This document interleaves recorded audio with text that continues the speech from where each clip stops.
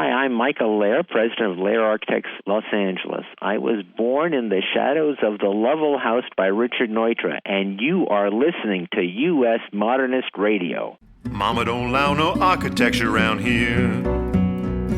Mama don't allow no architecture around here. Oh, I don't care what Mama don't allow, gonna draw mine modern anyhow. Mama don't allow no architecture around here. Welcome to U.S. Modernist Radio, where we talk and laugh with people who enjoy, own, create, dream about, preserve, love, and hate modernist architecture, the most exciting and controversial buildings in the world. Have you ever wondered what it's like to live in a $5 million apartment on the New York skyline? What about a $10 million co-op? A $25 million penthouse? Joining us today, Andi Schmied, a.k.a. Gabriella, a visual artist who pretty much became a performance artist, talking her way into some of those very posh residences. Later on, jazz with Bobbie Eakes, a face you know from daytime dramas such as Days of Our Lives, The Bold and the Beautiful, and even the very last episode of Laverne and Shirley, but a voice you might not. And now, the voice you know that can't even get recognized at his own dentist, Mr. Modernism, George Smart. Thanks, Tom. If you're a fan of the Lord of the Rings trilogy, which as a sci-fi fan I have strangely never seen. Really? Yeah. Oh. You know that certain items hold majestic, magical powers. Swords like Anduril, Grand, and Glamdring, which all sound like pharmaceuticals. And rings like Ninya, and of course the one ring everyone's chasing around for 3 movies. I had a magical object one time, a hat. Oh. It was a white terry cloth floppy hat, similar in structure to what Bill Murray wore in Caddyshack. But not like a sorting hat from Harry Potter. Oh, not at all. Okay. Nothing that fancy. Just a kind of white, floppy cloth hat. Right. I bought it at the beach, which is where everyone should buy their floppy hats. And upon returning home, I discovered it had the power, that's the power signal, of invisibility. The hat didn't make me vanish like an invisible man. It had another special power to obscure my identity. With that hat on, no one recognized me.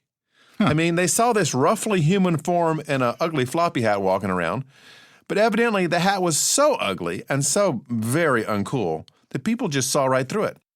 At the grocery store, with cashiers I interacted with for years, there was no hint of recognition.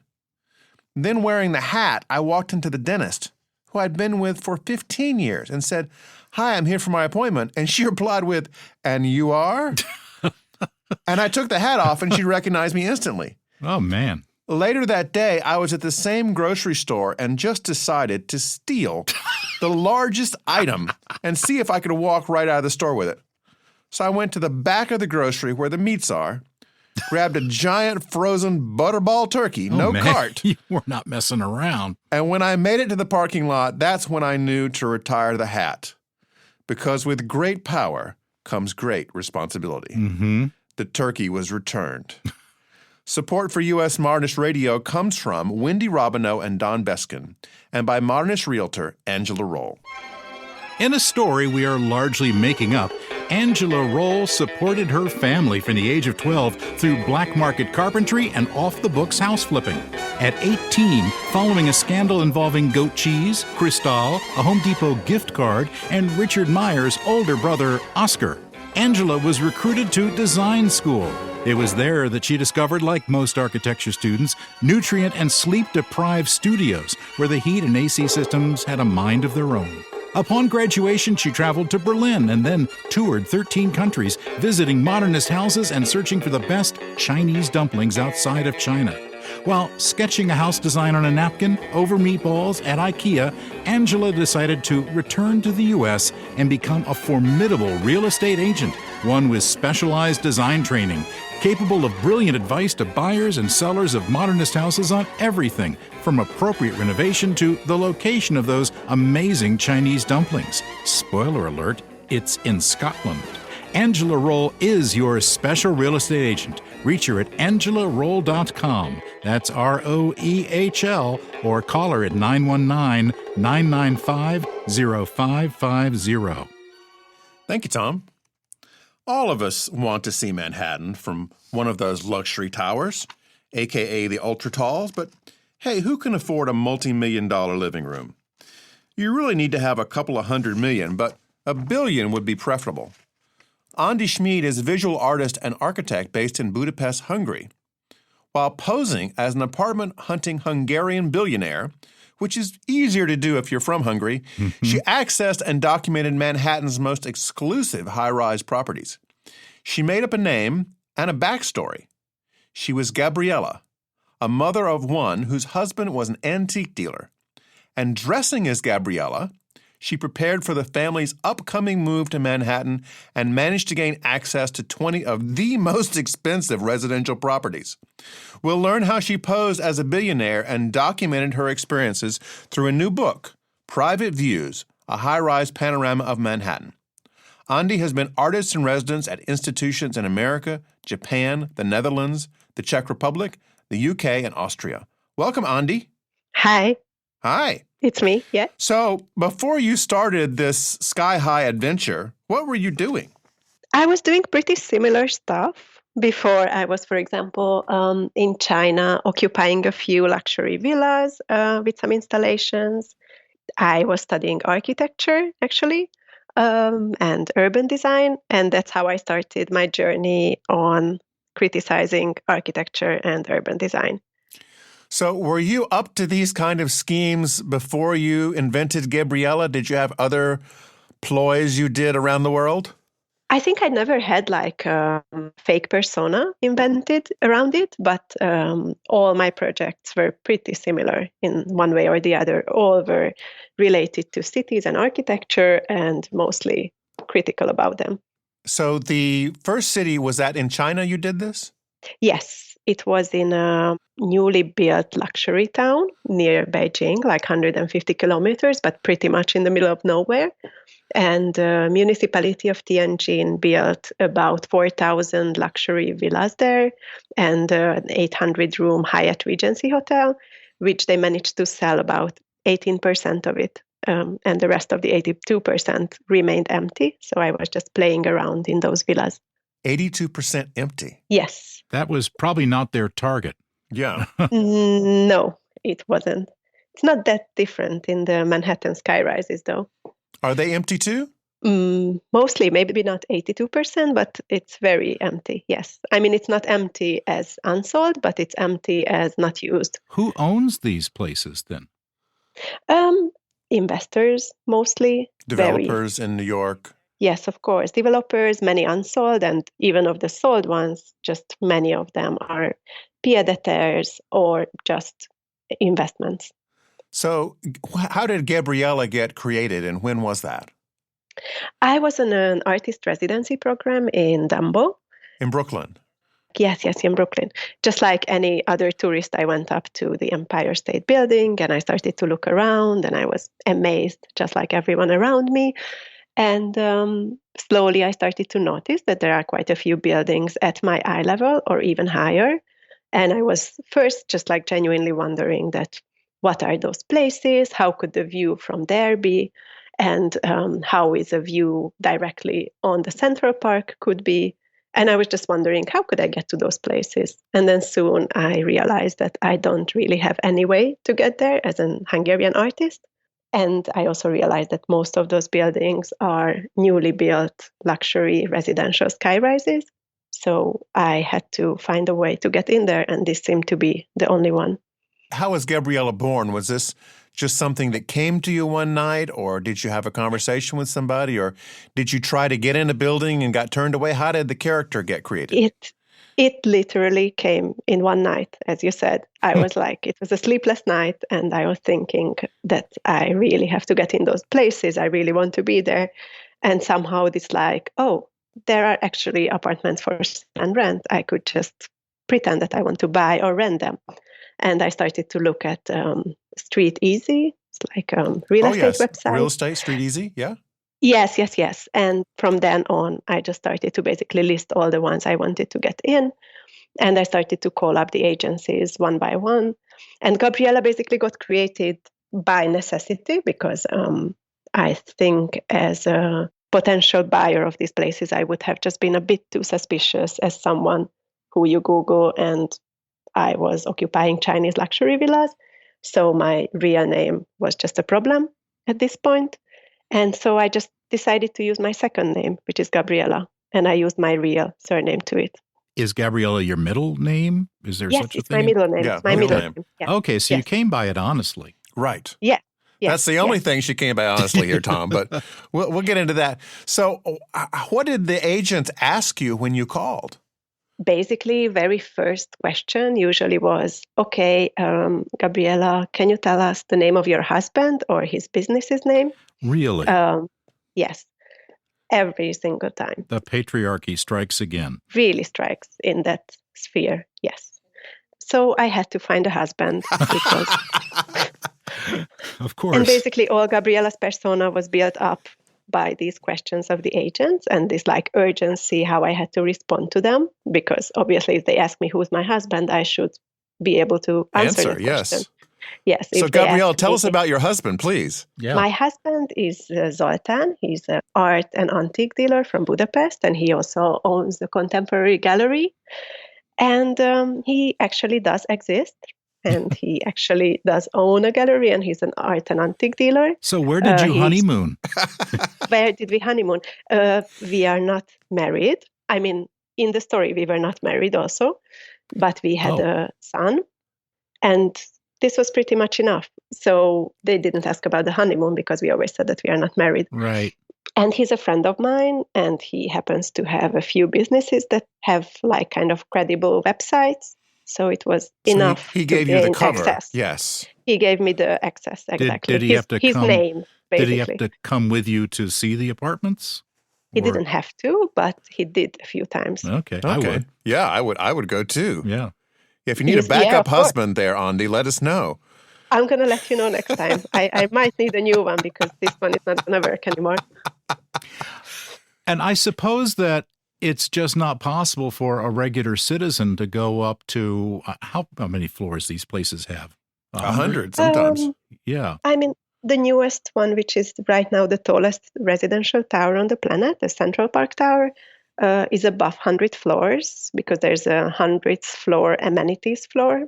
So, yeah, they are tall. Okay. But it's not like the Empire State Building where there's a gallery at the top? No, It's this one right. actually does have a ballroom at the top, but it's not publicly accessible. Right. You have to be invited to the ball. You have to be a resident or invited by a resident. Yeah. Yes. What was the purpose of all this, Andi? My very first purpose, or what drove me first, was to document all these views from these places, which is like inaccessible to most people. And then as I was going along, I kind of like got really, really struck by this whole phenomenon of the newly built luxury residential skyscrapers, as a phenomenon. And then it just like kept me going. I was like really like all these amenities and everything that surrounds it is just pretty crazy. You've got great photos in the book. How did you get the photos? I took them. I had a big camera in my fancy bag. And on every viewing, I had like the moment when I started to take pictures for my husband. Right. Yes. It was a film camera, so that was a bit weird sometimes. But even when they asked me, the agents, like, oh, wow, is it a film camera? I would just answer that, yes, it's a film camera with which I'm taking pictures. And I got it from my grandfather. And he told me to record special moments in life. Oh, good story. Yeah. The thing is that once you get access to these places, kind of anything goes, because you're just going to be in the box of like, an artsy, weird billionaire. Right. But it's never going to look weird in the sense that like, that's a bit suspicious. It's not. How did the agents treat you once you were walking around the units? Very nicely. They were, I think, very often trying to get into some very personal conversation. They were asking me a lot about my life and a lot about how we want to live. They were actually quite surprised often when I said that we actually want to live in these places, not just have it as an investment. And they were somehow, through these personal questions, they tried to get to me, I think, to find out what we really want and find a place for us which best suits that need. But otherwise, yeah, they were just like very kind. So let's talk about the spaces themselves. Yeah. How big were they? What were some of the features, and how much did they cost? I think the cheapest I saw was 12 million, and the most expensive was 85. And they were, I think the smallest was probably around 2,000 square feet, and the largest was around 8,000 square feet. These are huge. Yes. That's a big place. Like, on one floor or? Yes. It's one floor. That was the one of the penthouse levels of 432 Park Avenue. Wow. Which is like a full floor apartment, obviously. So do they have carpet, air conditioning, cable TV? Yeah, what's in these places? Yeah. I'm pretty sure they have cable TV if you want. Basically, all of these places are built according to the same scheme. You enter and you see immediately the best view. If it's at the park, it's the park. If it's downtown, then it might be Hudson River or whatever nice is next to it. If it's, I don't know, near the Empire State Building, then it's the Empire State Building. Then you have a second best view from the bedroom, which is usually a corner view. The master bedroom usually have 2 bathrooms, her bathroom and his bathroom, with this like typical kind of like meme image of luxury, this soaking tub freestanding along the glass windows. And then the kitchen, it always has like a kitchen island with some fancy marble on top of it, which they always highlight as the most unique thing you've ever seen. But the next apartment might be not Calacata Tucci, but Chinchilla mink marble, but pretty much looks the same. Uh-huh. And that's it. They really are the same. Like one problem that these apartments have, or like a difficulty, is that most of the people who would move into them are art collectors. And because of the glass facade, they have problems of where to hang their outscaled art pieces. Right. Oh, yeah. So they always take care on the floor plans to make a so-called gallery wall, which is just like a huge white wall. And they always emphasize during the viewings that this is going to be great for your art. There's sometimes a sculpture corner or picture corridor and these kind of like things that appeal to collectors as well. Now, what kind of amenities or security features do these buildings have that regular buildings don't? I mean, security, you just cannot enter if you don't belong already at the door. But that I think even other buildings have it. And amenities, that's a really crazy thing. I mean, like to start with, obviously you have pool and gym, just like more normal buildings as well. Right.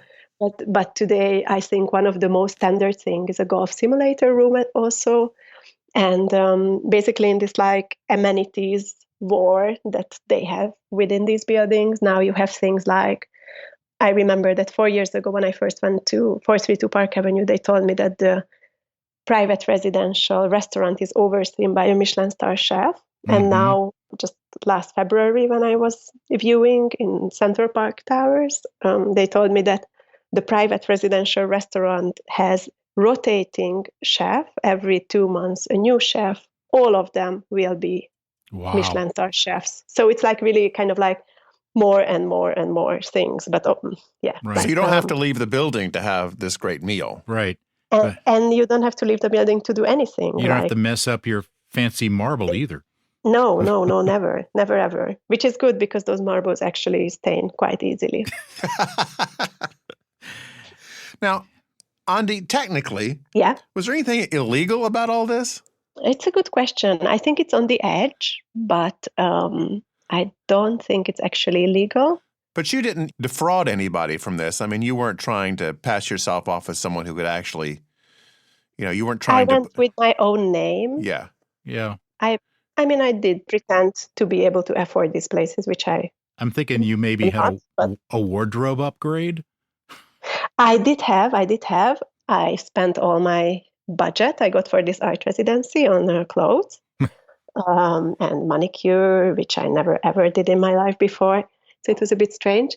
But actually, after a while, I realized that it totally doesn't matter. And I could as well go in my pajamas as in anything. As long as you're a billionaire, it doesn't matter. Exactly. As long as you entered, as long as you passed the check of my husband, as long as I'm granted the access, basically, I can do anything and it's fine. After a while, I started to use my own normal clothes, or at least like a t-shirt was mine and the trousers were the fancy ones, or mix them up. And really, I just realized that it totally doesn't matter. How were the agents afterwards towards you? Did they call you a lot and try to get the deal closed, or did they just not talk to you? After a while, I also had a personal assistant, imaginary, and they were emailing her a lot after after the viewings. Did they ever find out? I'm pretty sure they did find out from the New Yorker. Okay. But that was the first time when it was in the magazine. Right. Yes. Before that, it was on Curb, maybe already then. I don't know, because they actually never got back to me since then. So, did you find that you had to sort of create a fake social media profile? No, I didn't. I didn't, because I also realized that many of these ultra high net worth individuals are like very much on purpose hiding from social media. Yeah, right. So it was kind of credible that I'm not Googleable. Yeah. How did you feel that all the agents wanted to know was who your husband was? It was very strange, and there were many other things that were really sexist about the process. For example, I remember that they would always trying to convince me through emotional things like, imagine that your son is running around here and singing, and imagine that you're drinking a champagne in the soaking tub with your husband, and these kind of things. And whenever they talked either directly to him or told me that you should tell your husband, it was always about that it's a great investment, that your money will keep its value, and these kind of things. So it felt weird, but because it was not really directed to me, I did not care too much. But of course, it was part of the thing what kept me going and interested me more and more. As you got shown these units and you found out more about the deal, let's say you're looking at a $25 million property to buy. Yeah. I'm just curious, is it like $25 million even? Or are there a lot of fees or like condo association dues, or what else comes along with buying a $25 million property? It's really... Okay, so there are the monthly costs, which will be very, very expensive. How much do you think? I know. We always got this like list of paper with which unit has how much city tax plus the house. I don't know how was it cost. It's like cost of the house or whatever. Depending. Okay, the city tax really depended on the area where it was, but let's say it was roughly between 10 and 20,000 a month. And the costs just for the house, like for the maintenance, it was similar between 10 and 20,000 a month. So let's say a very expensive, huge penthouse could get easily to 35,000 a month, and the cheaper one, 10,000 altogether. And did they provide anything? Like, do you get cable and electric for that, or is all that extra? Probably electricity is extra. I am not so sure about it. Never asked these kind of details. But you get, obviously, the gym and the sauna and the concierge 24 hours and arranged everything, massage. Massage probably is not in it, but yeah, all these kind of perks. Yeah, I'd want the massage therapist to come up like every Monday for that kind of money. Yes. Every Monday and Tuesday. Now, tell us about your research and your point of view in the book. What did you want to learn from this that you are writing about? I think this whole phenomenon that it's a pretty new, like, also it's a new typology in architecture, these like slender towers that are basically just like very thin comparing to their height, and their role in New York and how they are very, very, very much present physically, but at the same time they are not really used for more than being investments. I think it's very problematic in many, many ways. I think that was kind of my main point, and then it was described in different ways. I don't know, starting from the massive, huge shadows that they cast on the Central Park to everything that they do to their own neighborhoods, or just the very fact that they are so physically present and what they symbolize is private, ultra wealth. I think it's very problematic. And the book is kind of like going along this line. It's like a castle, almost. Castle in the It is sky. a castle. Yes. Yeah. It is a castle in the sky where literally almost no one goes in. Right. I mean, not even their own owners. So it's just there to represent what it represents. Did you get to meet any actual residents of the towers to learn their experience of being there? Only in the elevator a few times when I was going up or down with the agents, but maybe twice, like really, really not much. Okay. No, not really. Because almost all of these places were newly built. So there were no owners of these apartments that I was actually viewing. I mean, the owner was the developer itself. So not many. And I'm reading here that there's about 80,000 men, women, and children in New York who are homeless. Yes. 4,000 people sleep on the street every night. Yes. In the shadow of these They do. empty towers. Yes. And that's kind of the view that those people have. It's one of those big questions about how do you address this issue everywhere? I mean, even on places like Martha's Vineyard. We had a guest on the show a while back who talked about that people are building 25,000 square foot houses on Martha's Vineyard that they're occupying maybe 1 month a year. Yes. And of course, the property owner's view is, hey, it's my money, it's my house. It doesn't really matter whether I'm there or not because I'm doing this as an investment. Yeah. Yeah, the funny thing, for example, in these ones, how the developers are claiming that it's actually good, these developments, is that they are saying that growing vertically is a great thing because then it doesn't occupy much space on the floor and it can accommodate so many people. But the fact is that it accommodates no one. These buildings no one's are living there. Yeah. Yeah, exactly. And it does impact life on the streets. So it's not exactly true what they claim. Now, as far as you know, have the agents changed the way they check out prospective buyers since your book? I haven't tried to book a new viewing ever since. I'm not sure I would be successful anymore. I'm not sure. I can imagine that they would be more suspicious with Hungarian billionaires now. You need to be a Bulgarian billionaire next. Yes. Change I'm going it, to change country. Yes. But I guess it's a little embarrassing for them, but it wasn't like you actually did damage, except maybe in the publication I stole of here and there. I stole some hours of their work, I guess, but that's their job. Were you ever in one of those apartments at a time when it was really windy? I just wonder sometimes what it's like. Yes, of course, especially those ones that were under construction when I was there. And for example, there was no windows in yet. So obviously you couldn't access the edge because there were like things to protect you. And we would, for example, in the Central Park Tower, they took me up in this like hoist elevator. Yeah. Oh. Yes. In this like hard hat. And this like hoist elevator was really going for, 10 minutes. It's like so slow when like there's nothing around you. It's pretty scary. And when we went up this like 100th floor, which will be this amenities floor, it had no windows at all yet installed. They just wanted to show me the view. But of course you couldn't go to the edge, so it wasn't actually dangerous. But there you could even hear the wind. It was really like blowing very strongly. But also in these places you don't have balconies for this same reason, because it's just really unpleasant to be out there. Yeah, you cannot really even open the windows. Oh, that's amazing. There's only this like internal ventilation systems. You can open maybe these like tiny windows, which that doesn't really do much. In your book, do you have any recommendations on how to shift the real estate market in any way in New York? No, I'm not an expert on that. So I don't give recommendations. Okay. No, there's no. Okay.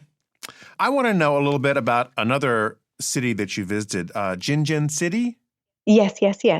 What is that, and what did you discover there? I discovered that there's this Chinese empty luxury town, and what I discovered there was basically this like kind of like Potemkin village kind of place. So that is where they managed to sell 18% of the 4,000 villas. But because of the fact that they did sell 18% and not 0%, they do have to, the city management had to keep the impression that everything is just fine there. So like in front of every little street, there's a guard sitting. The gardeners are still cutting back all of the bushes to a perfect shape.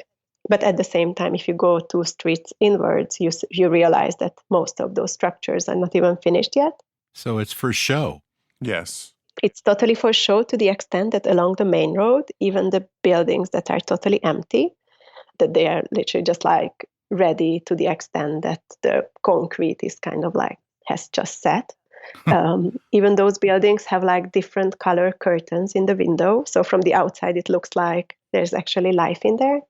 And yeah, what I discovered in these places, that actually those guards and gardeners and the people who work for the city actually slowly started to move in these like huge villas, which were kind of these like concrete shells. So I found always these like little beds and kitchen tables inside a totally empty cathedral-like unfinished. So they were just architecture. squatting. They were just moving in.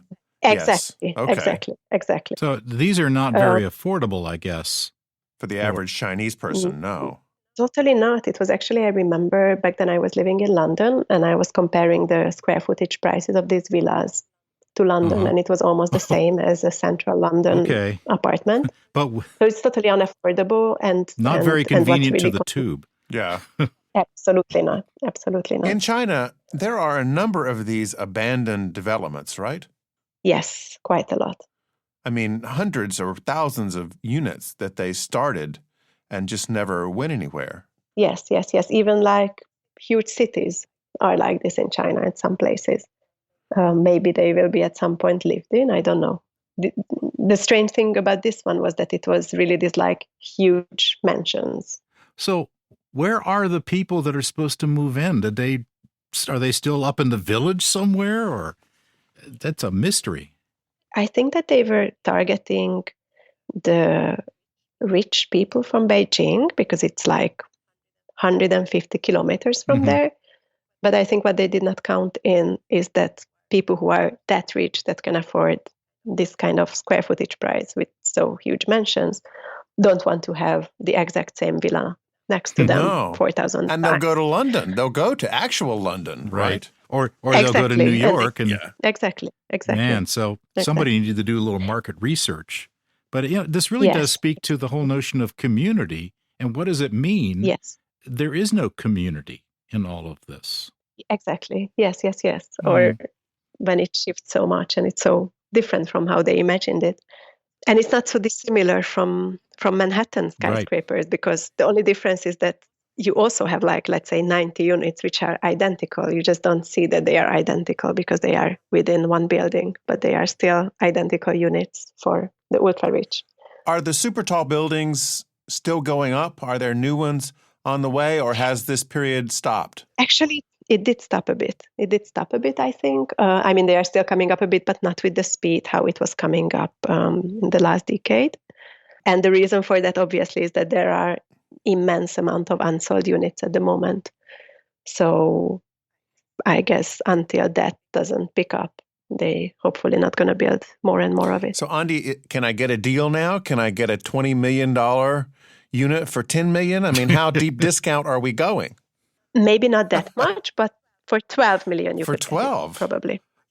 Yes, and I remember that we went to a viewing that I went with my husband, and it was, let's say, I don't remember the exact numbers, but it was 16 million. And 2 days later, we went back and they said, you are very lucky because this unit just dropped 2 million in these 2 days. So wow. This is the kind of speed of price drop. That's at the great. moment. I'll take 2. George, maybe you can be an Albanian billionaire. Work on your accent. Yes. Andi. Yeah. What kind of place do you live in? Oh, I live in 53 square meters apartment in the city center of Budapest. It's in a big house with 96 apartments, and it's 5 floors, and I'm on the top floor. Oh, so you in the relative penthouse. So you have a nice view. Yes. That's good. I have a nice view over a building which is roughly 5 meters away from my window. Well, Andi, thank you so much for this. The book is Private Views, a high-rise panorama of Manhattan. Where can people reach you? Do you have a website? Yes, andischmied.com. Spell that and for us. The book is also ANDISCHMIED.com. This has been delightful. Thank you so much for joining us all the way from Hungary. Thank you so much.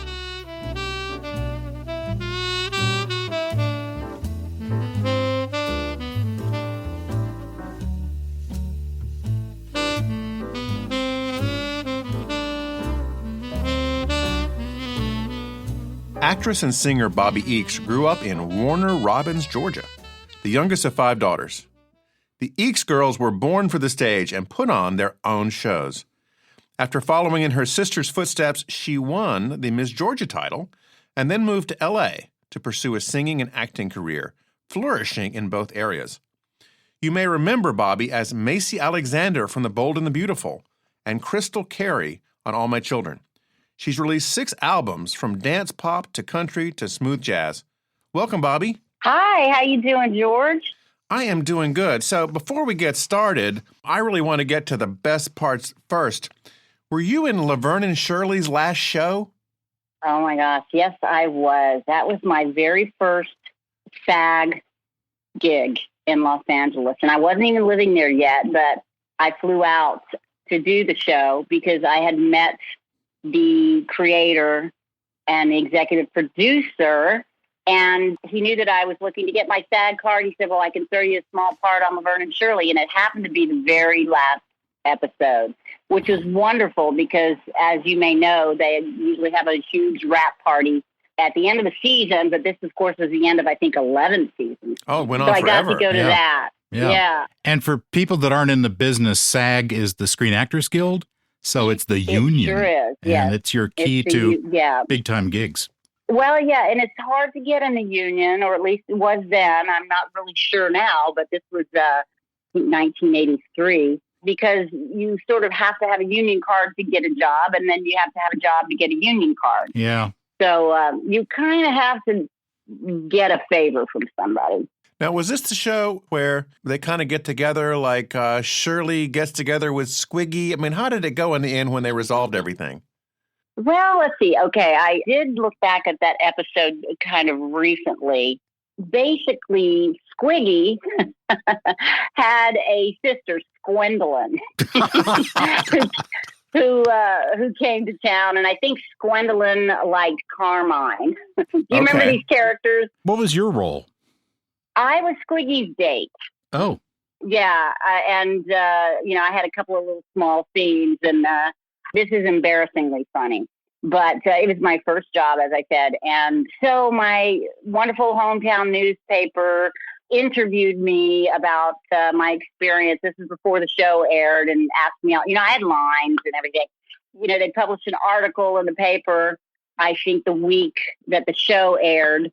And everybody in town was sitting down to watch this episode. And unbeknownst to me, my lines were on the cutting floor. So, I'm sitting there with egg on my face. But, that's perfect, because that kind of gives you a taste of show business right off the bat. Right. And, I still got my SAG card. I still got paid. And I was seen, but not heard. But truth be told, I was pretty awful. I was so nervous. Well, your first time you worked the bugs out, right? Yeah, I did, and the soaps came after this, right? Yes.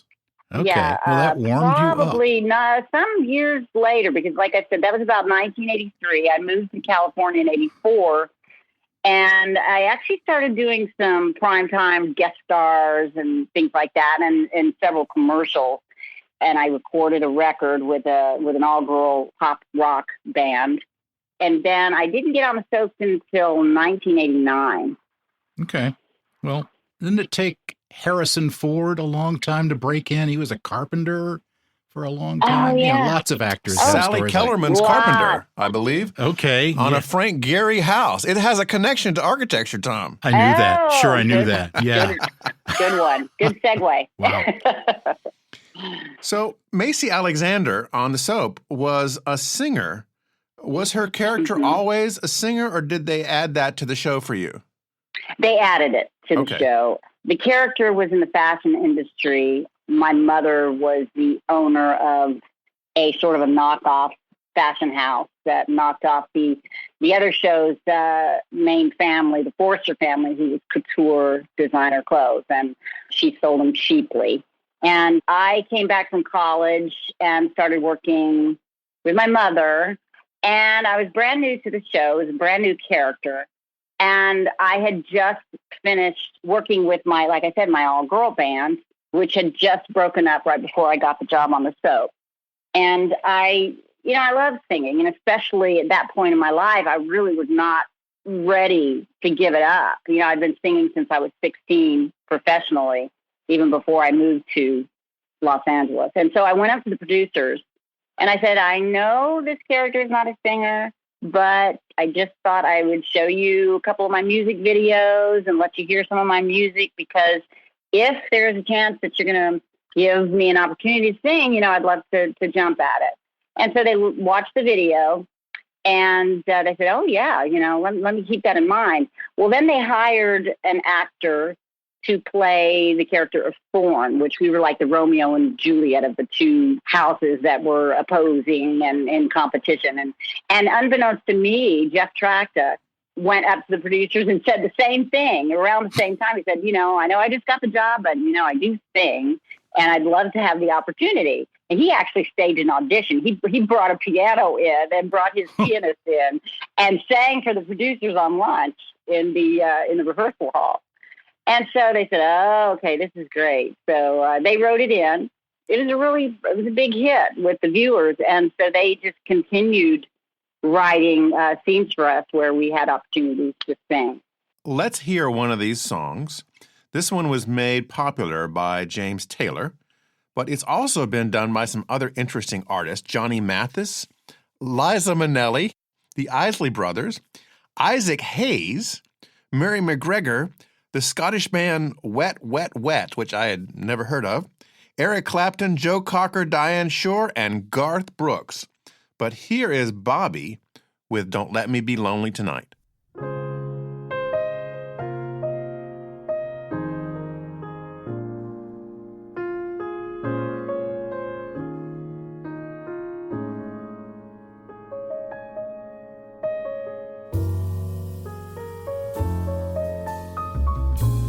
Do me wrong, do me right. Tell me lies, but hold me tight. Save your goodbyes for the morning light, but don't let me be lonely tonight. Say goodbye and say hello. Sure is good to see you, but it's time to go. Well, don't say yes, but please don't say no. I don't wanna be lonely tonight. Go away, then damn you. Go on and do as you please. You ain't gonna see me getting down on my knees. I'm undecided and your heart's been divided. You've been turning my world upside down. Oh.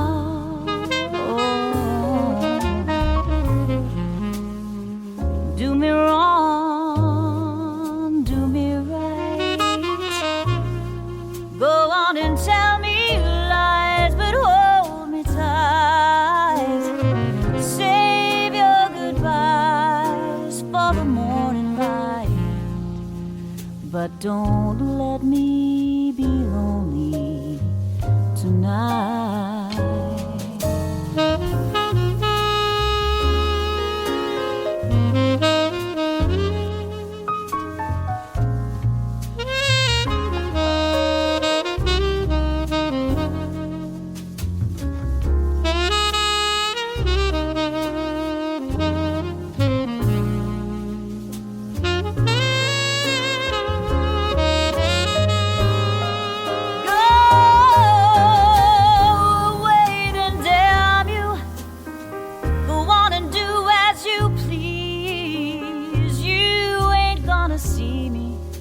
getting down on my knees. I'm undecided and your heart's been divided. You're turning my world upside down.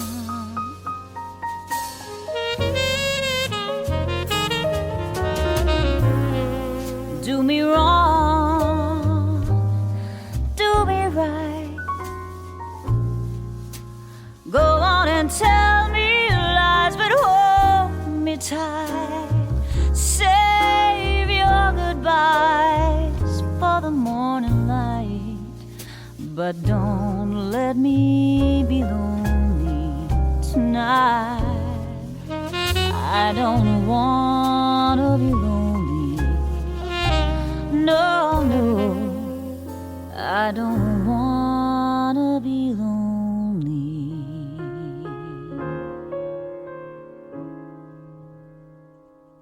tonight.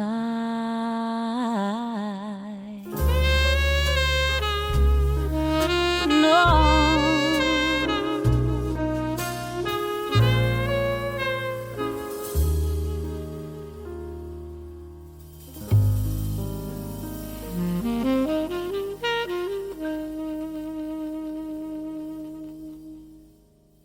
Who's playing saxophone?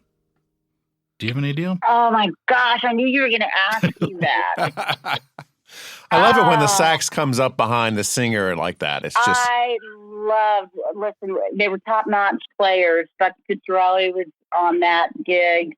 My producer, Billy Terrell, just knew a lot of great jazz players in Manhattan. I was living in Manhattan doing All My Children at the time. And what a thrill to work with those guys. I mean, yeah, that's a great solo, huh?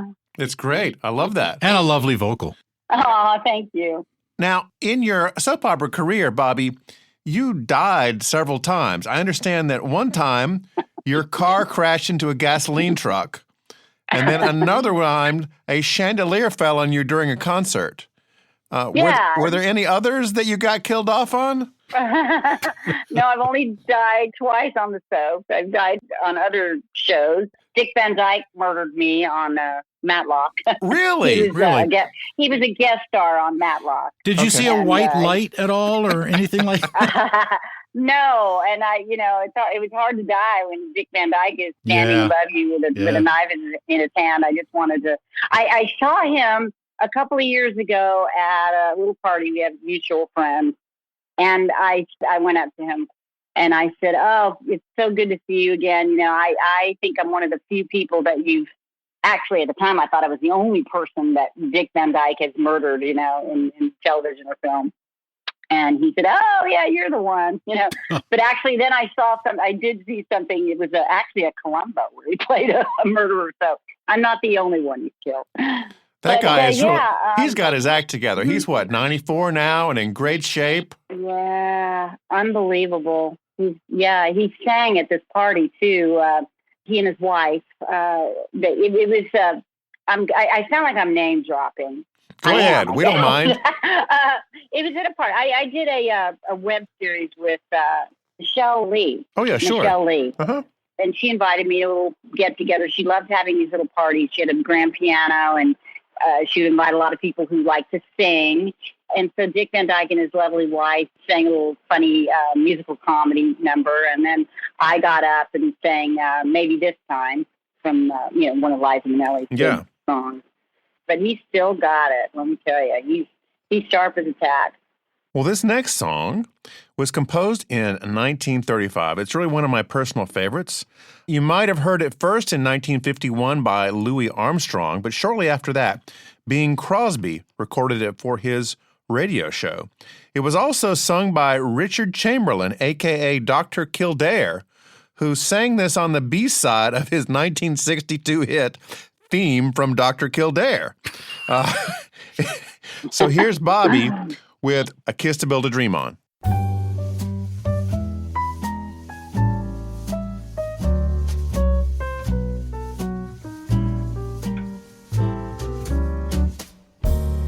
Give me a kiss to build a dream on, and my imagination will thrive upon upon that kiss.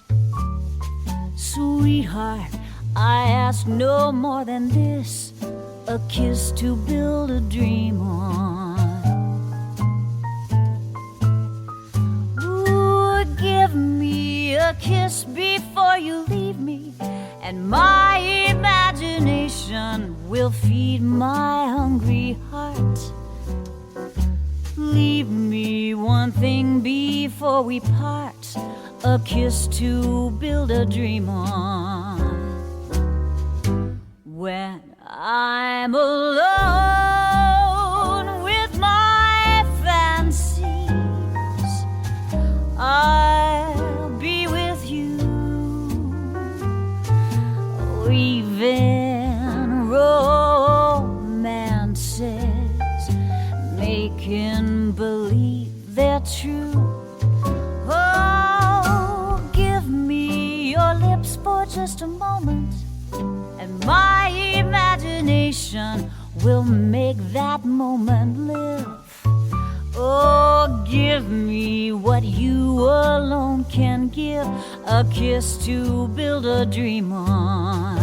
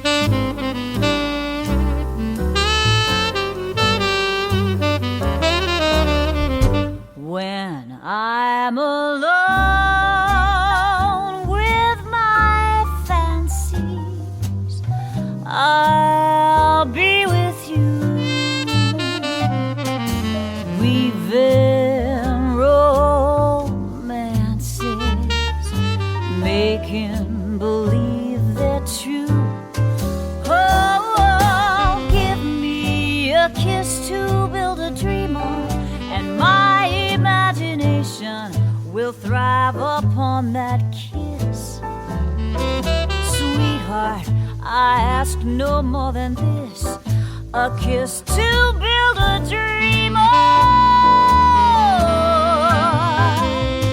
A kiss. Ooh, a kiss. Ooh, just a kiss. A kiss to build a dream on.